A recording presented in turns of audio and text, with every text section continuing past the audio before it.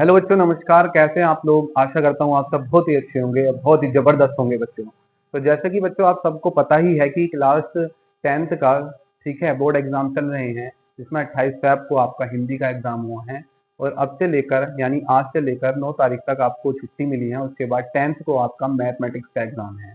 ठीक है बच्चों, तो मैथमेटिक्स के एग्जाम को और भी अच्छा और भी बेहतर बनाने के लिए आज मैं आपको सोल्व करा रहा हूँ मैथ का सैंपल पेपर, जिसमें सेक्शन ए, सेक्शन बी और सेक्शन सी के हिसाब से उसको तोड़ रखा है पेपर को। मैं आज आपको कराऊंगा सेक्शन ए, जिसमें 20 एमसीक्यू होते हैं और वो एमसीक्यू के डायरेक्ट मैं आपको आंसर नहीं बताऊंगा, उनको सोल्व करके बताऊंगा कि इसमें किस तरीके का कंसेप्ट आपको लग रहा है, ताकि और भी जो क्वेश्चन इन चैप्टर से होंगे वो आप करने की स्थिति में हो बच्चों। तो ज्यादा विलंब ना करते हुए हम जल्दी से वीडियो को स्टार्ट करते हैं बच्चों। तो देखिए पहला क्वेश्चन है वो है कि एचसीएफ ऑफ 3 की पावर 3 इंटू 5 की पावर 2 इंटू 2, 3 की पावर 2 इंटू 5 की पावर 3 इंटू 2 की पावर 2 एंड 3 की पावर 4 इंटू 5 इंटू 2 की पावर 3। यानी ये 3 नंबर हैं आपके, पहला नंबर ये, दूसरा ये और तीसरा ये। इन 3 नंबर का हमें ये बताना है एचसीएफ क्या होगा। बच्चों एचसीएफ की फुल फॉर्म होती है हाईएस्ट, ठीक है, हाईएस्ट कॉमन कॉमन फैक्टर, ठीक है, हाईएस्ट कॉमन फैक्टर। तो क्या क्या इनमें से ज्यादा हम कॉमन ले सकते हैं इन तीनों नंबर में से, वो इनका हाईएस्ट कॉमन फैक्टर यानी एचसीएफ होगा। और एलसीएम का मतलब होता है, एक होता है एलसीएम, एलसीएम मतलब लीस्ट कॉमन मल्टीपल, यानी उसमें ज्यादा से ज्यादा इनमें से क्या बड़े से बड़ा नंबर ले सकते हैं जो इन तीनों से डिवाइड हो जाएगा। समझ लीजिए, एचसीएफ का मतलब है कि क्या बड़े से बड़ा नंबर हो जो इन तीनों नंबर को डिवाइड कर दे, और एलसीएम का मतलब होता है कि बड़े से बड़ा नंबर वो क्या हो जो इन तीनों नंबर से डिवाइड हो जाए, इन तीनों नंबर से डिवाइड हो जाए। तो एक तो डिवाइड कर दे और एक डिवाइड हो जाए। तो एचसीएफ का मतलब है हाईएस्ट कॉमन फैक्टर, यानी इसमें से हम ज्यादा से ज्यादा क्या कॉमन ले सकते हैं। तो आइए हम करने की कोशिश करते हैं एचसीएफ। देखो 3 की पावर 3, पहला देखिए 3 वाला, केवल 3 वाले टर्म देखेंगे। 3 की पावर 3 है यहाँ पर 3 की पावर 2 है, यहाँ पर 3 की पावर 4 है। बताओ इन तीनों में से क्या ज्यादा से ज्यादा हम 3 की पावर कॉमन ले सकते हैं जो तीनों में हो। तो 3 की पावर 2 कॉमन ले सकते हैं क्योंकि वो यहाँ पर भी होगी और यहाँ पर भी होगी। तो 3 की पावर 2 आ गई बच्चों। उसके बाद देखिए 5, यहाँ पे 5 की पावर 2 है, यहाँ पे 5 की पावर 3 है और यहाँ पे 5 है। तो एक 5 आ गया सिंगल आपका। ठीक, अब यहाँ पे 2 की पावर 1 है, यहाँ पे 2 की पावर 2 है, यहाँ पे 2 की पावर 3 है, तो एक 2 भी ले सकते हैं आप। ठीक, अब इसको सोल्व कर लीजिए बच्चों। जैसे 3 की पावर 2 तो इसका मतलब हो गया 9, 3 का स्क्वायर, और 5 इंटू हो गया 10, तो ये आंसर आया आपका 90। ठीक है, आंसर आ गया आपका 90। ठीक है बच्चों, तो इसका आंसर है 90। तो पहला क्वेश्चन हो चुका है। अब हम चलते हैं अपने दूसरे क्वेश्चन की तरफ। बच्चों अब हम देखने वाले हैं सेकंड क्वेश्चन। तो सेकंड क्वेश्चन क्या है, ये दो इक्वेशन दी गई हैं, जैसे एक है एल और एक है एम, और ये दोनों इंटरसेक्ट करती हैं 0,2 पर। फिर हमें 4 ऑप्शन दिए गए हैं, पूछा है कौन सा इसका आंसर है। पहला ऑप्शन है कंसिस्टेंट विद यूनिक सॉल्यूशन, फिर है इनकंसिस्टेंट, फिर है कंसिस्टेंट इन 3 सॉल्यूशन, फिर है कंसिस्टेंट विद मेनी सॉल्यूशन। ठीक है, अगर आपने ये चैप्टर पढ़ रखा होगा तो आपको पता है कि 3 तरह की कंडीशन होती है। एक होती है कि अगर A1/A2 is not equal to हो B1/B2 के, तो इक्वेशन होती है कंसिस्टेंट। क्या होती है? कंसिस्टेंट। एक कंडीशन और होती है कि अगर A1/A2 बराबर हो B1/B2 के और बराबर हो C1/C2 के। ठीक है, तो ये भी कंसिस्टेंट होती है विद मैनी सॉल्यूशन। पहली वाली कंडीशन में कंसिस्टेंसी होगी, मतलब इक्वेशन कंसिस्टेंटली जा रही होगी, ठीक है, लेकिन यूनिक सॉल्यूशन होगा उनका। ठीक है, एक ही सॉल्यूशन, यूनिक का मतलब इसके जैसा और कोई और ना हो, यानी एक ही सॉल्यूशन होगा। इसमें भी कंसिस्टेंसी है लेकिन बहुत सारे सॉल्यूशन हो सकते हैं। ठीक है, बहुत सारे सॉल्यूशन होते हैं। अब आप सोच रहे होंगे कि A1 B1 कहाँ से आ जाते हैं। तो देखिए हम कुछ स्टैंडर्ड इक्वेशन मान लेते हैं, जैसे A1x plus B1y plus C1 is equal to 0, A2x plus B2y plus C2 is equal to 0। C1 और C2 कॉन्स्टेंट टर्म्स होते हैं और y का मल्टीपल B1, इसी तरह x का मल्टीपल A1, इस तरीके से ये होते हैं। एक कंडीशन और होती है, ये पहली कंडीशन हो गई, ये दूसरी कंडीशन हो गई, और ये तीसरी कंडीशन होती है कि A1/A2 बराबर होगा B1/B2 के, but is not equal to होगा C1/C2 के। तो इस कंडीशन में इक्वेशंस जो होंगी वो इनकंसिस्टेंट होंगी। इस कंडीशन में जो इक्वेशन होंगी वो बच्चों इनकंसिस्टेंट होंगी, और जब इनकंसिस्टेंट होंगी तो कोई सोल्यूशन उसका होगा ही नहीं, यानी हम लिखते हैं उसमें नो सोल्यूशन। यानी कि लाइंस कैसी होंगी, पैरेलल टू ईच अदर होंगी। इस वाली कंडीशन में कंसिस्टेंट होंगी, यूनिक सोल्यूशन होगा, और लाइन एक पॉइंट पर इंटरसेक्ट कर रही होंगी। इसमें होती है कोइंसिडेंस, यानी एक के ऊपर एक लाइन जाती है ऐसे करके। ठीक, मैंने तीनों कंडीशन आपको समझा दी। अब बताइए इसका आंसर क्या है। 20 सेकंड का समय आपके पास, बताइए इसका आंसर क्या है। ये लिख लेना बच्चों, मेरे साथ साथ आप लिख रहे थे, ऐसा मैं एक्सपेक्ट कर रहा हूं।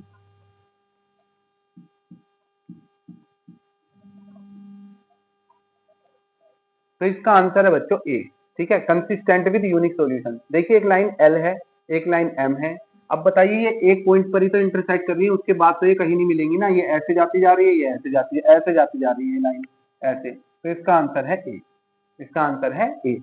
तो बच्चों इतना अच्छे से, इतना बढ़िया से कोई भी आपको नहीं बताएगा, ये मेरी गारंटी है। एक एक कंसेप्ट बिल्कुल क्लियरली बताऊंगा कि इसमें किस कंसेप्ट का यूज हुआ है क्वेश्चन में, कैसे इसका आंसर निकाला, ताकि एग्जाम में आप फंसे ही ना। ठीक है, और फ्री ऑफ कॉस्ट है यार ये सब कुछ। ठीक है, अब चलते हैं अपना तीसरा क्वेश्चन की तरफ, तीसरे एमसीक्यू की तरफ।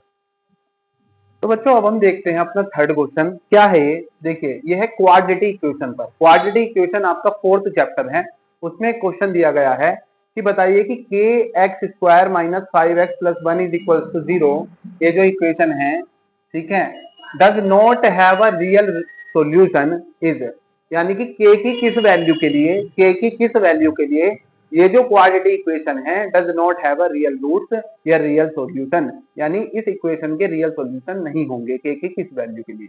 अब तीन कंडीशन होती हैं, कंसेप्ट की बात कर लेते हैं पहले, कंसेप्ट की बात कर लेते हैं। जैसे मान लीजिए आपके पास एक क्वाड्रेटिक इक्वेशन है A X square plus B X plus C is equal to 0 बच्चों, इसे स्टैंडर्ड क्वाड्रेटिक इक्वेशन बोलते हैं। ठीक, अब मान लीजिए इसमें डिस्क्रिमिनेंट कैसे निकालते हैं टी, डिस्क्रिमिनेंट इज इक्वल टू होता है बी स्क्वायर माइनस 4ac। तो बच्चों तीन कंडीशन होती है क्या, डी की वैल्यू अगर 0 से बड़ी आई यानी पॉजिटिव आई तो हम कहते हैं रियल रूट हैं, रियल सॉल्यूशन हैं। ठीक है, उसके बाद डी की वैल्यू अगर 0 के इक्वल आई तो इस कंडीशन में भी हम कहते हैं रियल रूट हैं लेकिन इक्वल हैं, एक जैसे हैं, इसमें रियल रूट होंगे बट अलग अलग होंगे। ठीक है, जैसे एक एक्स की वैल्यू 1 होगी और एक एक्स की वैल्यू 2 होगी, ऐसे समझ लीजिए रियल रूट्स होंगे। बट इसमें थर्ड कंडीशन जो होती है जिसमें डी की वैल्यू 0 से कम आती है, जब ये डी की वैल्यू आप निकालेंगे ना तो निगेटिव में आएगी है, निगेटिव वैल्यू जो होती है 0 से कम होती है, तो इस कंडीशन में नो रियल सॉल्यूशन होता है इस कंडीशन में। ठीक है, और कोई भी जो है रूट उसका नहीं होता है इक्वेशन का। तो हम इस तरीके से, ये पूरा कंसेप्ट था जो मैंने आपको बताया। अब मैं इसी कंसेप्ट से इसको सोल्व कराने वाला हूं आपको। देखो ये क्वेश्चन कितना आसान हो जाएगा। अगर मैं इस इक्वेशन की, ये जो गिवन इक्वेशन है कौन सी, k x square minus 5x plus 1 is equal to 0, इसकी कंपेयर इससे करूं तो ए की वैल्यू क्या है बच्चों के, बी की वैल्यू क्या है -5, बी की वैल्यू है बच्चों -5 और सी की वैल्यू है बच्चों 1, सी की वैल्यू क्या है 1 है। तो अब हम लगाएंगे डिस्क्रिमिनेंट यानी d is equal to B square minus 4ac। लेकिन एक चीज हम जानते हैं क्या, इन्होंने कहा है कि does not have a real solution, तो रियल सॉल्यूशन कब नहीं रखता, जब d की वैल्यू 0 से छोटी होती है। तो d की वैल्यू है क्या, ये है। तो बी स्क्वायर माइनस 4ac किससे होगा, 0 से छोटा होगा। b कितना है 5 है माइनस के, तो माइनस के 5 का होल स्क्वायर -4, a की वैल्यू k है और c की वैल्यू 1 है बच्चों। ठीक हो गया, इसका जब आप स्क्वायर करेंगे तो माइनस का स्क्वायर करने पर पॉजिटिव हो जाता है, -4k is not equal to, sorry is less than to 0। तो देखिए अब ये 25 है, माइनस का 4k है, जब भी किसी भी वैल्यू को ग्रेटर और लेस देन के साइन के उधर किया जाता है, शिफ्ट किया जाता है, तो कोई दिक्कत नहीं होती है। जैसे इसको उधर शिफ्ट कर दीजिए तो ये हो जाएगा 4k। ठीक है, देखो इसको यहाँ पे कंफ्यूजन रहता है, जैसे माइनस वाले टर्म्स को मैंने उधर शिफ्ट कर दिया, तो उससे बच्चों कोई दिक्कत नहीं है। क्यों, क्योंकि जब आप लेस देन और ग्रेटर देन में दोनों साइड माइनस की मल्टीप्लाई करते हैं तब लेस देन का ग्रेटर देन हो जाता है, ग्रेटर देन का लेस देन हो जाता है, शिफ्ट करने में कोई प्रॉब्लम नहीं है। ठीक है, ये बातचीत आपको समझ में आ गई। तो अब हम देखते हैं, देखिए इसको क्या कर सकते हैं, 4 को इधर शिफ्ट कर सकते हैं, यानी k की वैल्यू ग्रेटर देन होगी 25/4। ये मैंने कैसे लिख दिया, देखो 4 को इसके अपॉन में लिख दिया 25/4, और ये किसकी साइड था, इसका फेस k की साइड तो था, k की साइड ही है, यानी k की वैल्यू 25/4 से क्या होगी, बड़ी होगी, जिस पर ये इक्वेशन जो होगी रियल रूट्स नहीं देगी। 4 ऑप्शन देख लीजिए, 4 ऑप्शन है, अब बताइए इसमें से क्या हो सकता है आंसर। बच्चे क्वेश्चन फंसाने वाला है, क्यों, क्योंकि कुछ बच्चे इसमें ये लगा के आ जाएंगे बी आंसर इसका, और बी इसका आंसर नहीं है, इसलिए मैंने क्वेश्चन लिया है। ठीक है, मेरा मन था कि इसे बाद में कराऊंगा अच्छे से, लेकिन मैंने शुरुआत में ही ले लिया इसको। तो बी जो है इसका आंसर नहीं है बच्चों, बी इसका आंसर नहीं है, क्योंकि के की वैल्यू 25/4 से ज्यादा है। 4 से इसको डिवाइड करके देखो कितना आएगा, 4 6 24, फिर बचा 1, तो वो 2 टाइम्स आएगा 8, फिर बचा 2, तो 5 टाइम्स आएगा, यानी k की वैल्यू 6.25 से ज्यादा। बताओ ये 6.25 है, ये उससे भी छोटा होगा क्योंकि ऊपर 4 नीचे 25 है, ये 0 है, तो बड़ा क्या है 6.25 से, केवल 7 है, तो डी इसका राइट आंसर है, डी इसका राइट आंसर है, डी इसका राइट आंसर। तो देखो इसमें मैंने आपको कंसेप्ट बताया, क्वेश्चन पूरा सोल्व कराया, ठीक है, जो भी समस्या आ रही थी आपको वो बिल्कुल रिजोल्व करा दी। तो आपका एक हक तो बनता है, आप वीडियो को लाइक करिए, ज्यादा से ज्यादा शेयर करिए, और चैनल को जरूर सब्सक्राइब करिए। अब हम चलते हैं चौथे क्वेश्चन की तरफ। तो बच्चों अब हम देखते हैं अपना फोर्थ क्वेश्चन। तो फोर्थ क्वेश्चन कौन से चैप्टर पर डिपेंड करता है या कौन से चैप्टर से बिलोंग करता है, जल्दी से बताइए। ये आपका जो 7th चैप्टर है कोऑर्डिनेट ज्योमेट्री का, वहां से डिस्टेंस फॉर्मूले वाला क्वेश्चन है। बहुत ही आसान क्वेश्चन है बच्चों, बहुत ही निहायत ही सरल क्वेश्चन है, नंबर देने वाला क्वेश्चन है, समझ लो एग्जाम में। तो सॉल्यूशन देख लेते हैं इसका क्या है। एक डिस्टेंस फॉर्मूला होता है बच्चों, जैसे मैं थोड़ा सा एक्सप्लेन कर दूं। जैसे सपोज करो कि ये एक, ठीक है, एक्स और वाई प्लेन है, यहाँ पे ये ओरिजिन है, ये एक्स एक्सेस है, ये वाई एक्सेस है, ठीक है। जैसे मान लीजिए यहाँ पर एक कोई पॉइंट है x1 कोमा y1, यहाँ पर एक पॉइंट है x2 कोमा y2। तो अगर हमसे कहेगा कि इसको मैंने a मान लिया, इसको b मान लिया, तो पूछेगा वो कि a b की डिस्टेंस निकालने का फॉर्मूला क्या होगा। तो वो होता है बच्चों x2 माइनस x1 का whole square plus y2 minus y1 का होल स्क्वायर। ये होता है x2 माइनस x1 का whole square plus y2 minus y1 का होल स्क्वायर। बच्चों इसी फॉर्मूले का यूज हम इस क्वेश्चन में करने वाले हैं बच्चों। तो इसको मैं मिटा देता हूं, अब हम करते हैं सॉल्यूशन। मेरे साथ साथ आप भी कर सकते हैं अगर आपको ये आता है तो।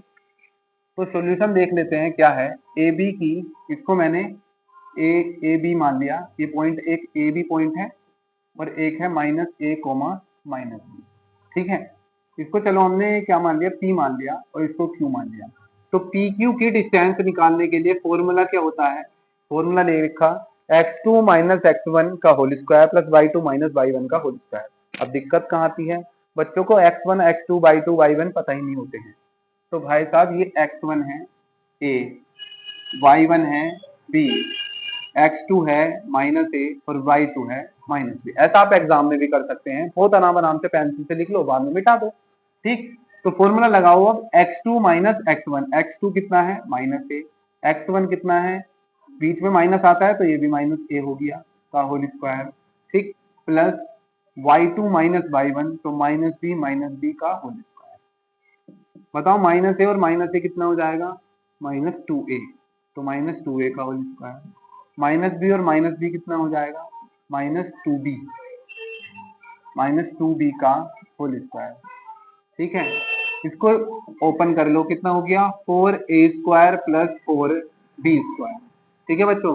पूरी इस इक्वेशन में से क्या कॉमन आ रहा है बाहर, 4 आ जाएगा, और अंडर रूट के बाहर 4 आके क्या हो जाएगा 2, तो 2 under root A square plus B square, 2 under root A square plus B square आपका आंसर है। और वो कौन सा ऑप्शन है, वो है ऑप्शन सी।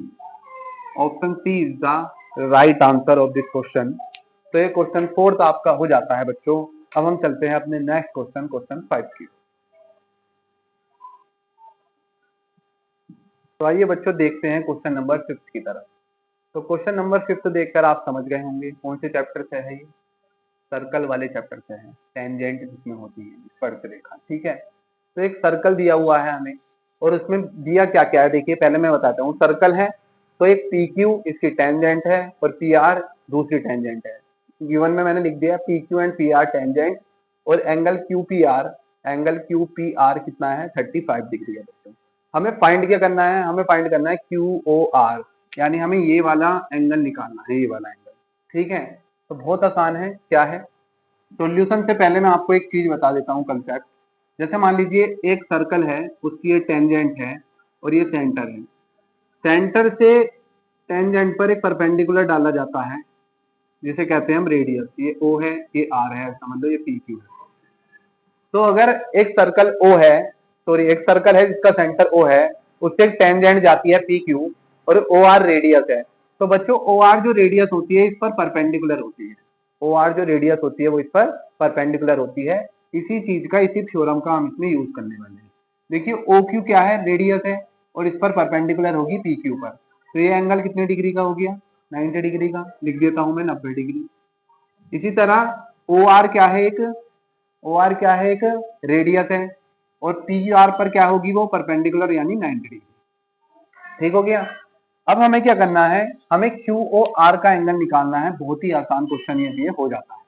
हम क्या मान लेंगे, एक क्वाड्रिलेटरल मान लेंगे। किसको, ओ क्यू पी आर को एक क्वाड्रिलेटरल मान लेंगे। लिखेंगे since O Q P R is a quadrilateral. ठीक है, यानी एक चतुर्भुज है वो। ठीक, तो जो चतुर्भुज होता है, क्वाड्रिलेटरल होता है, उसके जो इंटीरियर एंगल का सम होता है कितना होता है, लिखेंगे sum of interior angle, sum of interior angle कितना होता है इज इक्वल टू 360 डिग्री। अब देखो डायरेक्ट एंगल लिखो, एक तो हमें ये 90 डिग्री का दिख रहा है, ठीक है भाई। एक हमें निकालना है क्यू पी आर, सीरियल से लिखना बच्चों, क्यू आर हमें निकालना है ये वाला, ये। और एक ये हो गया 90 डिग्री, एक ये 35 गिवन है हमें, और इधर क्या हो जाएगा 360 डिग्री। ठीक है बच्चों, यहाँ तक बढ़िया चल रहा है मामला, समझ में आ रहा है। 90 और 90 कितना हो जाएगा 180। 180 में 35 ऐड करना जरा, 180 20 बच गए 200 और 15 यानी 215 हो गया। 215, 315 मत लिख देना भाई, तमंचा वो जो होता है। 215 है ये, और 360 डिग्री। तो क्यू ओ आर की वैल्यू कितनी हो जाएगी, 215 को हम उधर इक्वल के साइन के शिफ्ट कर देंगे, और जब भी शिफ्टिंग होती है तो साइन चेंज हो जाता है। अब बताइए कितना आएगा। देखिए 45 तो इसका, और ये तो यानी ये कितना हो गया 145 डिग्री। यहाँ पे मैंने इसके वो लिख रखे थे ऑप्शन, तो ऑप्शन डी इज करेक्ट। तो ऑप्शन डी क्या है बच्चों, करेक्ट है 145। यानी क्यू ओ आर कितना होगा, क्यू ओ आर कितना होगा, यहाँ पे लिख रखा है वैसे तो, क्यू आर कितना होगा 145 डिग्री होगा। यहाँ तक आपके हो गए बच्चों पूरे 5 क्वेश्चन। ठीक है, 5 क्वेश्चन, और 5 क्वेश्चन में से बताइए कमेंट करके कितने आपको बढ़िया से समझ में आए हैं बच्चों। आई होप सारे ही आ गए होंगे यार। ठीक है, अब हम चलते हैं अपने नेक्स्ट क्वेश्चन, क्वेश्चन नंबर 6 की तरफ। तो आइए बच्चों, अब हम देखते हैं आपका 6 नंबर का क्वेश्चन। 6 नंबर का क्वेश्चन आपका है ट्राइएंगल चैप्टर से, जो चैप्टर नंबर 6 है आपका एनसीईआरटी का, ट्राइएंगल त्रिभुज। यानी कि उसमें कहा है क्वेश्चन में कि ट्राइएंगल एबीसी सिमिलर, ये सिमिलरिटी का साइन होता है, similar to triangle P Q R such that, ये गिवन क्या क्या है देखो हमें, गिवन क्या क्या है बच्चों, गिवन है हमको, गिवन है 3AB बराबर 2PQ। तो इनको रेशियो में लिख लो, AB अपॉन PQ, PQ को यहाँ ले आए, AB यहीं रहा, तो 2 यहाँ अकेला रह गया, तो इसके अपॉन में 3 आ जाएगा। और गिवन है कि BC बराबर है 10 सेंटीमीटर।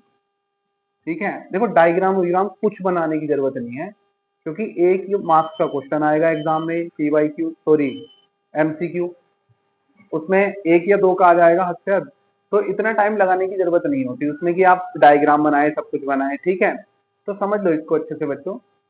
क्या है कि ये तो हमें गिवन है इतना। अब एक चीज और गिवन है ना, एक चीज क्या गिवन है, लिखेंगे since triangle ABC similar to triangle PQR।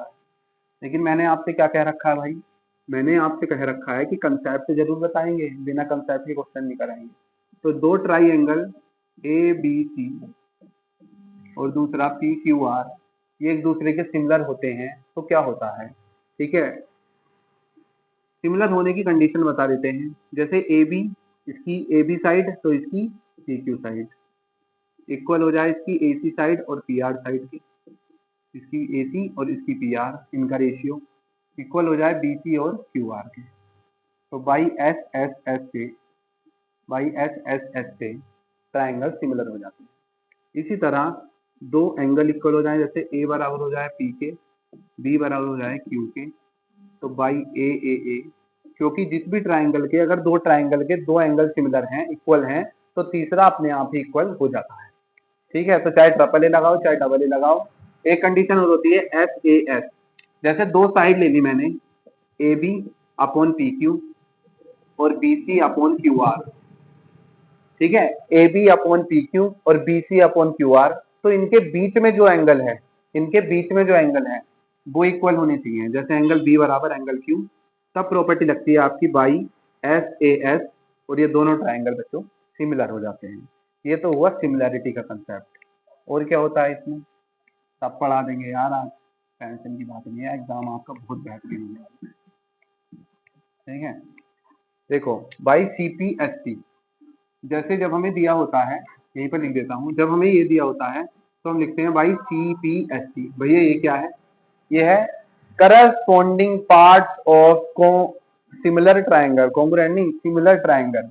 ठीक है, नाइन्थ में एक कंसेप्ट होता है CPCT, वहां पे कॉन्ग्रुएंट ट्राइंगल होते हैं, सिमिलर ट्राइंगल है, corresponding parts of similar triangle. ठीक है, तो करस्पॉन्डिंग पार्ट जो सिमिलर ट्राइंगल के होते हैं वो इक्वल होते हैं।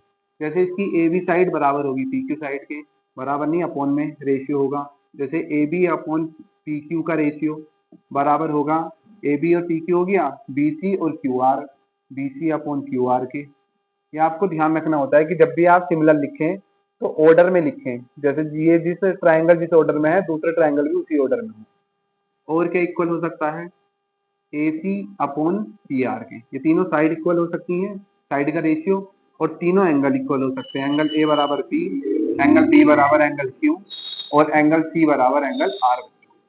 ठीक है, देखो समय भले से लग रहा होगा, लेकिन वादा है आपसे, एक भी क्वेश्चन अगर गलत हो जाए तो आपका एग्जाम में, तो AB upon PQ, BC upon QR, AC upon PR, इन तीनों का रेशियो और तीनों एंगल इक्वल हो सकते हैं। लेकिन यहाँ पे हमें देखो यूज क्या करना है, हमें यहाँ पे फाइंड करना है QR। तो QR कहीं दिख रहा है इसमें? हाँ ये रहा। AB क्या गिवन है? AB और PQ का रेशियो गिवन है 2/3। BC क्या गिवन है? हाँ, तो हम इतने हिस्से का यूज करेंगे, इतने हिस्से का, बाकी सबको हम इरेज कर देंगे, बाकी सब आपको समझाने के लिए, क्योंकि एग्जाम में जरूरी तो नहीं है ऐसा ही क्वेश्चन आए, कुछ और भी आ सकता है। तो यहाँ पे अब क्या करेंगे बच्चों, हम यहाँ पे इनकी वैल्यू पुट कर देंगे। AB अपॉन PQ का रेशियो कितना है? 2/3। BC का मान कितना है? 10। QR, देखो QR को इधर शिफ्ट कर लो, 2 को यहाँ शिफ्ट कर लो, तो QR, और 3 को इधर शिफ्ट कर लो, क्रॉस मल्टीप्लाई, 2 से ये चला जाएगा 5 टाइम्स, तो QR कितना आ जाएगा? 5 इंटू 3, यानी QR आ जाएगा बच्चों 15 सेंटीमीटर। 15 सेंटीमीटर। तो ऑप्शन में लिखना भूल गया था, ऑप्शन में एक वैल्यू दी थी 15 सेंटीमीटर। ठीक है, तो 15 सेंटीमीटर आपका आंसर जो भी होगा ऑप्शन में वो बिल्कुल राइट होगा। तो ये था ट्राइंगल का क्वेश्चन, क्वेश्चन नंबर 6। देखते हैं बच्चों क्वेश्चन नंबर 7 आपका, ये किस चैप्टर से है भाई? अरे ये तो ट्रिग्नोमेट्री से है। तो ट्रिग्नोमेट्री से बच्चों को बहुत डर लगता है। अगर आपकी भी ट्रिग्नोमेट्री वीक है बच्चों, तो आप मुझे कमेंट बॉक्स में जरूर से बताएं, मैं अलग से एक उसका वीडियो बना दूंगा। आपको उसके बाद ट्रिग्नोमेट्री में टफनेस लगेगी ही नहीं, ना ऐसा कहेंगे आपके क्वेश्चन कोई टफ है। ठीक है बच्चों, इतना मेरा प्रॉमिस है आपको। तो 3 कोट इज इक्वल टू दे रखा है 4, और कहा है कि जो ए है, ए ये एंगल होता है, ये ए एक एंगल है, और ये कोट क्या है? ये त्रिकोणमितीय है या ट्रिग्नोमेट्रिक रेशियो होते हैं। तो ट्रिग्नोमेट्रिक रेशियो कोट ए, उसमें जो एंगल ए है वो 0 डिग्री से बड़ा है और 90 से छोटा है, यानी ये जो एंगल यहाँ पे लिखा हुआ है ये एक्यूट एंगल है। एक्यूट एंगल 90 डिग्री से छोटे होते हैं। तो इसको हम लिख लेंगे सोल्यूशन करते हुए, गिवन ये है, तो यहाँ से कोट ए बराबर क्या आ जाएगा बच्चों? 4, और उसके अपॉन में आ जाएगा 3। कितना अंडरस्टैंडिंग है आपके अंदर समझने की? ठीक है, तो समझ लीजिए कोट ए बराबर 4/3। अब एक रेशियो की टेबल होती है, वो क्या होती है? वो होती है perpendicular upon hypotenuse, base upon hypotenuse, और परपेंडिकुलर अपॉन बेस। यहाँ पर लिखा होता है साइन, यहाँ पे कोस, और यहाँ पे टेन। ठीक है, फिर उसका रिवर्स में कोट, सेक और कोसेक। यानी अगर आपको साइन का रेशियो लिखना है तो आप लिखेंगे परपेंडिकुलर अपॉन हाइपोटेन्यूज। कोस का लिखना है तो लिखेंगे बेस अपॉन हाइपोटेन्यूज। टेन का लिखना है तो परपेंडिकुलर अपॉन बेस लिखेंगे। इसी तरह कोट में सबका रिवर्स हो जाएगा, सेक में कोस का रिवर्स और कोसेक में साइन का रिवर्स। तो यहाँ पे देखो क्या लिखा है कोट, तो कोट क्या होता है, बेस अपॉन परपेंडिकुलर, यानी ये बेस है और ये क्या है, परपेंडिकुलर है, परपेंडिकुलर है। ठीक है, अब मैं एक ट्राइंगल बनाता हूं, उसमें मैंने ये एंगल ए मान लिया। ठीक है, इसको मैं ए मान लेता हूँ, बी सी। ठीक है, इसमें मैंने एंगल ए मान लिया, ये एंगल ए है। और एंगल ए के हिसाब से बच्चों एंगल के सामने वाली साइड होती है परपेंडिकुलर, एंगल के सामने वाली साइड, और 90 डिग्री के सामने वाली साइड होती है हाइपोटेन्यूज। तो बची हुई साइड कौन सी हो गई, बेस। कितना आसान है। तो ये हो गया, बेस कितना है बच्चों 4 और ये कितना है 3।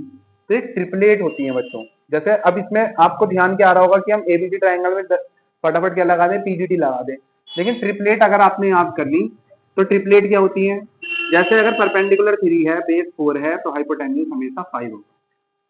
परपेंडिकुलर 5 है, बेस 12 है, तो हाइपोटेन्यूज हमेशा 13 होगा।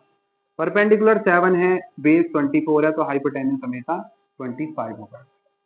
तो इतने कुछ 2-3 ट्रिपलेट, ये ज्यादा रिपीट होते हैं, तो आप इनको अपनी नोटबुक में लिख लेना और रिवाइज कर लेना 10 तारीख तक, बहुत काम आएंगे दोस्तों आपके। तो यहाँ पे हम मैं ट्रिपलेट का यूज करके 5 लिख देता हूँ, लेकिन हम एग्जाम में ट्रिपलेट थोड़ी लिख कर आएंगे, हमें पता होगा क्वेश्चन इजी करने के लिए, क्योंकि यहाँ पे इस क्वेश्चन में आपको केवल टिक लगाना है। ये तो मैं आपको सोल्व इसलिए करा रहा हूँ ताकि आपको इसके पीछे का कंसेप्ट समझ में आए, ताकि आप बाकी क्वेश्चन भी करने की स्थिति में हो। लेकिन आपको तो केवल इसमें टिक लगाना है ना, तो ट्रिपलेट आपको यूज कर सकते हैं आराम से, तो ये हो जाएगी 5। पीजीटी से भी आप कर सकते हैं, पीजीटी से भी बता देता हूँ। देखिए पीजीटी होती है हाइपोटेन्यूज का square is equal to perpendicular का स्क्वायर प्लस बेस का स्क्वायर। ये हमें निकालना है AC का स्क्वायर। BC कितना है बच्चों, BC है 3 और AB कितना है 4, AB है 4। तो ये हो गया 9 + 16 यानी कितना हो गया 25। तो AC की वैल्यू कितनी आ गई बच्चों 5, यानी ये कितना आ गया 5 आ गया। तुम्हारा फोन है मेरे पास ना है। तो AC कितना आ गया बच्चों 5 आ गया। ठीक है, अब देखिए हमें निकालना क्या था, मैंने दोनों तरीके बता दिया आपको। अगर ज्यादा नंबर का क्वेश्चन आए तो आप पीजीटी से करें, और अगर 1 या 2 नंबर का MCQ आए तो आप बाई ट्रिपलेट जाएं, क्योंकि वहां पे आपको टिक लगाना है केवल। तो क्या करना है बच्चों, अब हमें निकालना है सेक ए। देखो सेक ए कितना होता है, कोस का उल्टा, कोस होता है बेस अपॉन हाइपोटेन्यूज, तो होता है हाइपोटेन्यूज अपॉन बेस। हाइपोटेन्यूज आया 5, बेस है 4, तो आंसर है आपका ए। ये आपका राइट आंसर है। तो ये क्वेश्चन आपको आई होप समझ में आ ही गया होगा, ट्रिग्नोमेट्री का, जिसको बच्चे सबसे ज्यादा खतरनाक कहते हैं, उसका एक क्वेश्चन था। तो आइए बच्चों अब देखते हैं क्वेश्चन नंबर 8। तो क्वेश्चन नंबर 8 क्या है, कौन से चैप्टर का है। ठीक है, ट्राइंगल का ही है ये, सिमिलैरिटी वाले कंसेप्ट पर। इसमें हमसे पूछा है, ये शेप दी गई है एक पूरी, ठीक है, ADBCE, इसमें 2-3 ट्राइंगल हैं। देखिए ट्राइंगल कितने हैं इसमें, एक ये वाला ट्राइंगल है, एक ये वाला ट्राइंगल है, एक ये है, एक ये है, 4 ट्राइंगल है। ठीक है, पूछा है कि BAC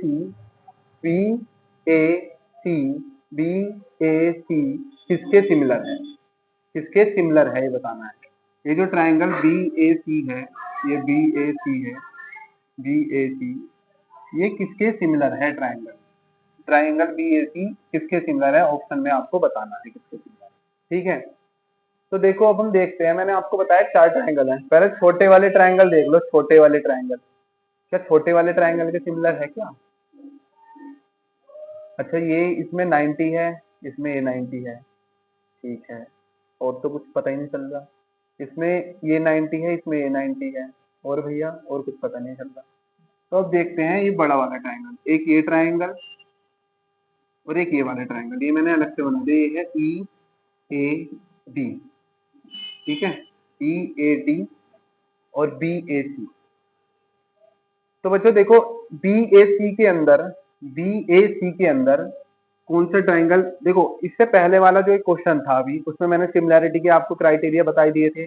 3 क्राइटेरिया होते हैं, SAS, SSS, AA या AA। ठीक है, 3 होते हैं, वो मैंने आपको बता दिए।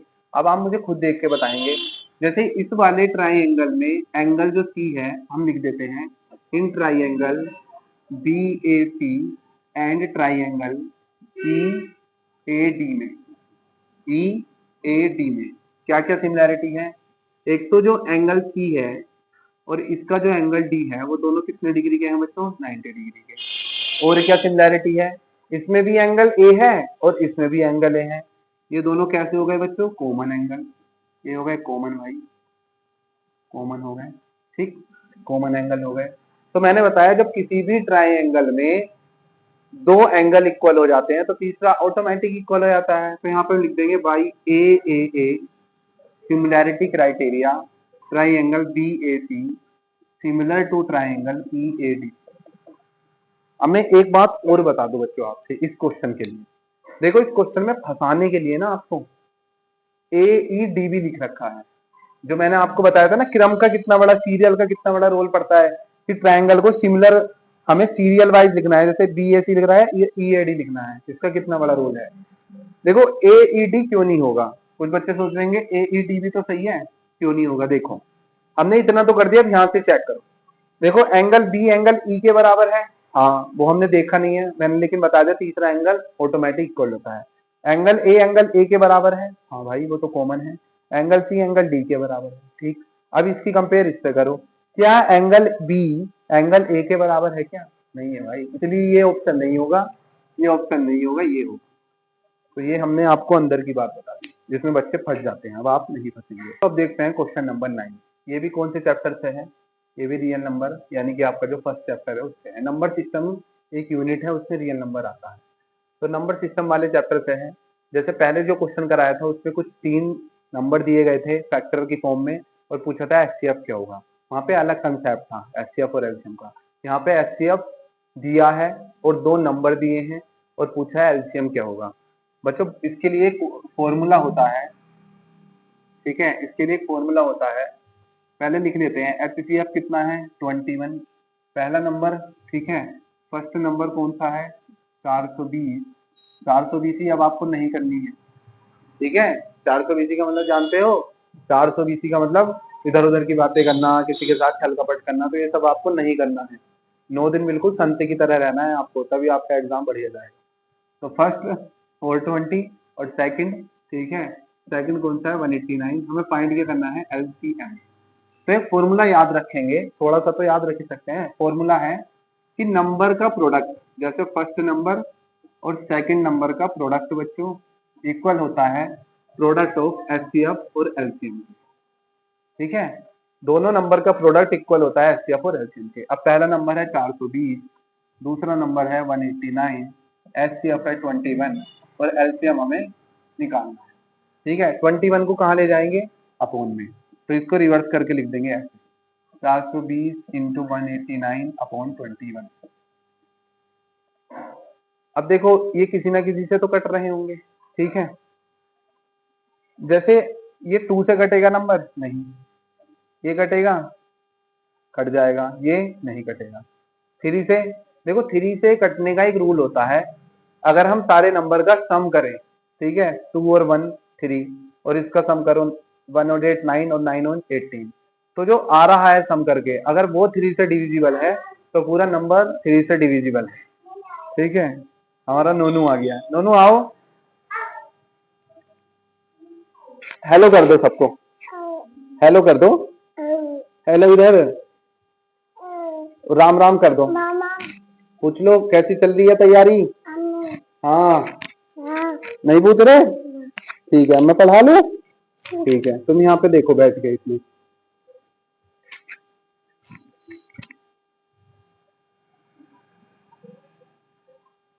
एलसीएम है आपका 420, 189 और ये 21।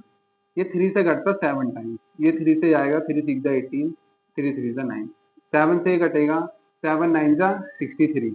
तो 420 इंटू 9 मल्टीप्लाई करेंगे तो 0 में 0, 9 2 जा 18, 9 4 जा 36 और 37। तो आपका ये ऑप्शन नंबर है C, option number C is the right answer. तो 9 क्वेश्चन हो गए।